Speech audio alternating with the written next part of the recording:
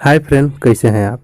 आज हम क्लास 10 विज्ञान भौतिक विज्ञान से संबंधित कुछ ऑब्जेक्टिव क्वेश्चन लेकर आए हुए हैं, जो कि आपका प्रकाश के परावर्तन तथा अपवर्तन से संबंधित कुछ प्रश्न उत्तर हैं। तो चलिए शुरू करते हैं। पहला प्रश्न है, निम्नलिखित में से कौन सा पदार्थ लेंस बनाने के लिए प्रयुक्त नहीं किया जाता है।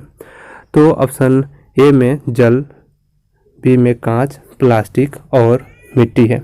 तो जैसे कि आपको पता है कि कांच बनाने के लिए इन सब का जल, मिट्टी, प्लास्टिक का उपयोग किया जा सकता है, क्योंकि ये पारदर्शी है।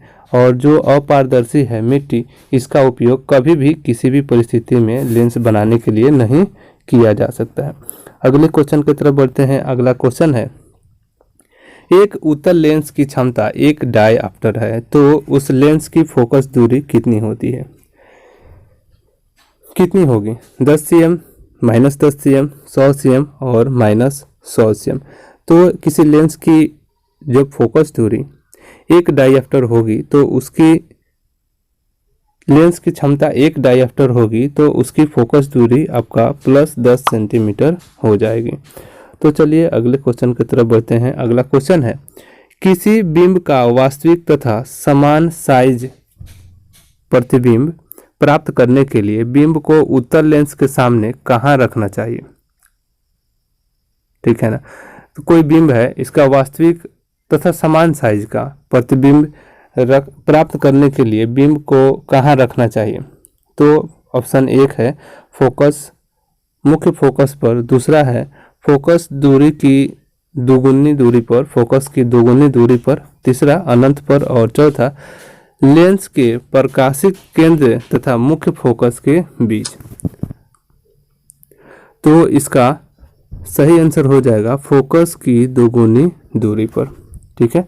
अगले क्वेश्चन की तरफ बढ़ते हैं। अगला क्वेश्चन है, किसी गोलीय दर्पण तथा किसी पतले गोलीय लेंस की फोकस दूरियां 15 सेंटीमीटर है, -15 सेंटीमीटर है।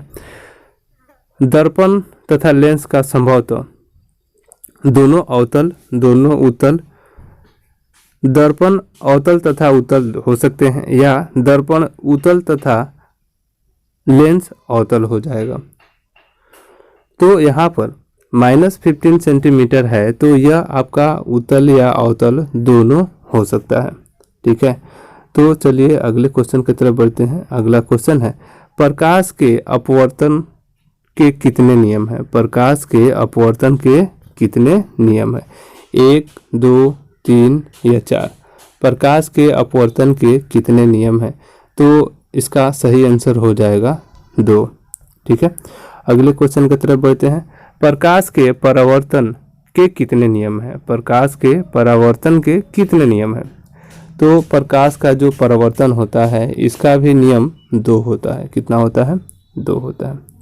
सरल सूक्ष्मदर्शी का उपयोग किया जाता है। सरल सूक्ष्मदर्शी का उपयोग किया जाता है। सरल सूक्ष्मदर्शी का उपयोग किया जाता है। तो जो सरल सूक्ष्मदर्शी होता है ना, इसका उपयोग अवतल दर्पण, उत्तल दर्पण, अवतल लेंस या उत्तल लेंस। तो जो सूक्ष्मदर्शी होते हैं उसमें लेंस लगा हुआ होता है, 2-2 लेंस लगा हुआ होता है और दोनों उत्तल लेंस होते हैं। किसी माध्यम के अपवर्तनांक का मान होता है। किसी माध्यम के अपवर्तनांक का मान होता है, कितना होता है ना। तो यहाँ पर sin I / sin R या sin R / sin I, तो इसका सही आंसर आपका हो जाएगा sin I / sin R। तो ये जो क्वेश्चन है, इसका पूरा एक्सप्लेनेशन आपको जो वीडियो आते हैं ना, लाइव वीडियो, उसमें आप देख सकते हैं, या आगे आपको मैं इसको डिटेल रूप से बता दूंगा। अगले ऑब्जेक्टिव की तरफ बढ़ते हैं। अगला ऑब्जेक्टिव है, एक उत्तल लेंस होता है। उत्तल लेंस होता है सभी जगह पर समान मोटाई वाला, बीच में अपेक्षाकृत किनारों पर मोटा होता है। ठीक है ना। किनारों की अपेक्षा बीच में मोटा होता है और इनमें से कोई नहीं होता है। तो अवतल लेंस जो होता है, एक उत्तल लेंस होता है, इस या बीच में मोटा होता है। तो आप लोग इसको जानते हैं कि जो किनारा होता है ना, किनारा की अपेक्षाकृत ये बीच में मोटा होता है। ठीक है ना। तो चलिए अगला क्वेश्चन है, अवतल लेंस का अववर्धन, प्रकाश का परावर्तन तथा अपवर्तन। अवतल लेंस का आवर्धन m के बराबर होता है u/v, u/v या u+v या v/u। तो जो प्रकाश का लेंस का अपवर्तनांक या आवर्धन m बराबर होता है v/u। तो ये इसका सही आंसर हो जाएगा v/u। ठीक है। गोलीय दर्पण में फोकसांतर एक वक्रता त्रिज्या के बीच संबंध है। गोलीय दर्पण और फोकसांतर में फोकसांतर एवं वक्रता त्रिज्या के बीच अंतर है r = 2f, f बराबर r, f बराबर 2/r, r बराबर 2f। तो इसका सही आंसर हो जाएगा r बराबर 2f। यहाँ रेडियस होता है और f बराबर फोकस दूरी होता है। ठीक है ना। तो ये मतलब कहता क्या है कि ये आपका रेडियस हो गया तो ये r हो गया, तो r के इसके फोकस दूरी है, इससे संबंधित होता है। निर्गत किरण एवं अभिलंब के बीच के कोण को क्या कहते हैं? निर्गत किरण एवं अभिलंब के बीच के कोण को क्या कहते हैं? आपतन कोण, परावर्तन कोण, दोनों, इनमें से कोई नहीं। तो इसका सही आंसर हो जाएगा परावर्तन कोण। तो चलिए अगले क्वेश्चन की तरफ बढ़ते हैं। अगला क्वेश्चन है, 1 मीटर फोकस दूरी वाले उत्तल लेंस की क्षमता होगी। 1 मीटर फोकस दूरी वाले उत्तल लेंस की क्षमता कितनी होगी? -1 डायप्टर, 1 डायप्टर, 2 डायप्टर, 1.5 डायप्टर। तो इसका सही आंसर 1 डायप्टर हो जाएगा। किसी अवतल दर्पण द्वारा काल्पनिक और सीधा तथा आवर्धित प्रतिबिंब बनता है जब उस वस्तु की स्थिति कहाँ होती है? दर्पण तथा फोकस दूरी के बीच, फोकस तथा वक्रता केंद्र के बीच, वक्रता केंद्र पर ही, वक्रता केंद्र से परे। तो इसका सही आंसर क्या हो जाएगा? तो इसका सही आंसर हो जाएगा दर्पण तथा फोकस के बीच। किस दर्पण द्वारा प्रतिबिंब सीधा एवं छोटा बनता है? किस दर्पण के द्वारा प्रतिबिंब सीधा एवं छोटा बनता है? तो इसका सही आंसर हो जाएगा उत्तल दर्पण। अवतल दर्पण है, अवतल दर्पण किस तरह का? अभिसारी है, अपसारी है, अभिसारी तथा अपसारी दोनों है, या इनमें से कोई नहीं। किस तरह का दर्पण है ये? तो अवतल दर्पण जो है यह अभिसारी दर्पण कहलाता है। उत्तल दर्पण से बना प्रतिबिंब काल्पनिक एवं छोटा होता है, काल्पनिक एवं आवर्धित होता है, वास्तविक एवं छोटा होता है, वास्तविक एवं आवर्धित होता है। तो उत्तल दर्पण से बना हुआ प्रतिबिंब हमेशा काल्पनिक एवं छोटा होता है। निम्नलिखित में से किस दर्पण द्वारा किसी वस्तु का वास्तविक प्रतिबिंब प्राप्त किया जा सकता है? निम्नलिखित में से किस दर्पण द्वारा किसी वस्तु का वास्तविक प्रतिबिंब प्राप्त किया जा सकता है? तो इसका सही आंसर हो जाएगा अवतल दर्पण के द्वारा। निम्नलिखित में से किस में बड़ा और वास्तविक प्रतिबिंब बनता है? निम्नलिखित में से किस में बड़ा और वास्तविक प्रतिबिंब बनता है? समतल दर्पण, उत्तल दर्पण, अवतल दर्पण, अवतल लेंस। तो इसका सही आंसर हो जाएगा अवतल दर्पण। समतल दर्पण द्वारा बना प्रतिबिंब हमेशा होता है वास्तविक होता है, काल्पनिक होता है। काल्पनिक कभी वास्तविक तो कभी काल्पनिक होता है, इनमें से कोई नहीं। तो इसका सही आंसर हो जाएगा काल्पनिक होता है। काल्पनिक का मतलब होता है सीधा और वास्तविक का मतलब होता है उल्टा। ठीक है ना। तो चलिए आगे बढ़ते हैं। अगला क्वेश्चन है, किसी वस्तु का आवर्धित प्रतिबिंब बनता है अवतल दर्पण से, समतल दर्पण से, उत्तल दर्पण से, सब प्रकार के दर्पण से। तो आवर्धित प्रतिबिंब जो है ना यह आपका उत्तल दर्पण से बनता है। किससे बनता है? उत्तल दर्पण से बनता है। काल्पनिक प्रतिबिंब हमेशा, जो काल्पनिक प्रतिबिंब होता है हमेशा सीधा होता है, उल्टा होता है, तिरछा होता है, औंधा होता है। तो जैसे कि मैंने आपको अभी बताया कि वास्तविक जो होता है उल्टा होता है और काल्पनिक प्रतिबिंब जो होता है वो सीधा होता है।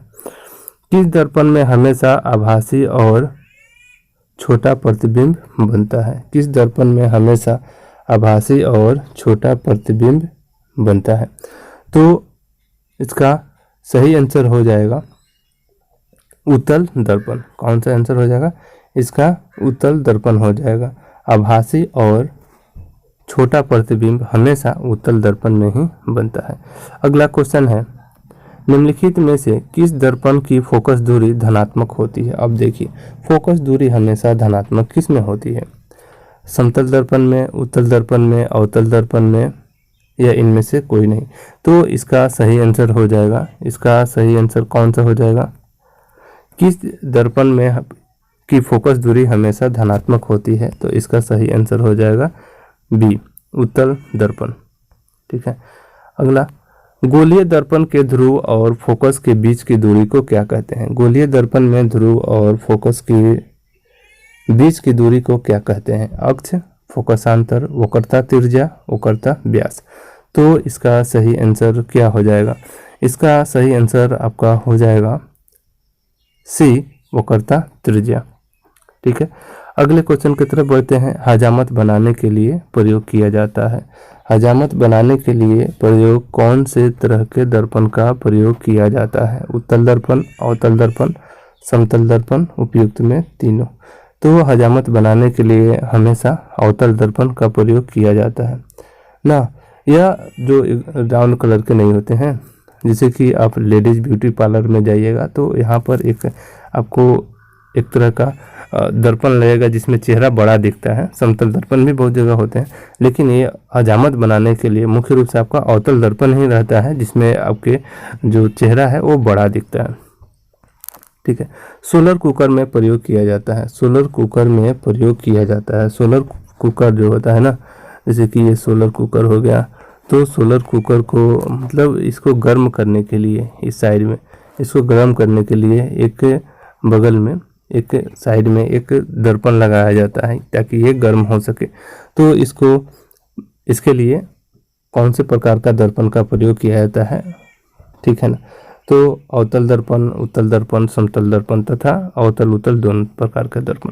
तो इसमें प्रयोग किया जाता है अवतल दर्पण का, क्योंकि सनलाइट जब पड़ती है तो यहाँ पर जो इसकी लाइट होती है ना, या इसके फोकस दूरी पर इस सनलाइट एकत्रित होती है, जिससे क्या होता है कि आपका सोलर कुकर गर्म होता है और उससे खाना जल्दी बन जाता है। सर्च लाइट की परावर्तक सतह होती है, जो सर्च लाइट होता है ना, उसका परावर्तक सतह किस तरह का होता है? उत्तल दर्पण, अवतल दर्पण, समतल दर्पण, उत्तल अवतल दोनों प्रकार के। तो देखिए, जो सर्च लाइट है, सर्च लाइट का जो परावर्तक सतह होता है यह आपका अवतल दर्पण की तरह होता है।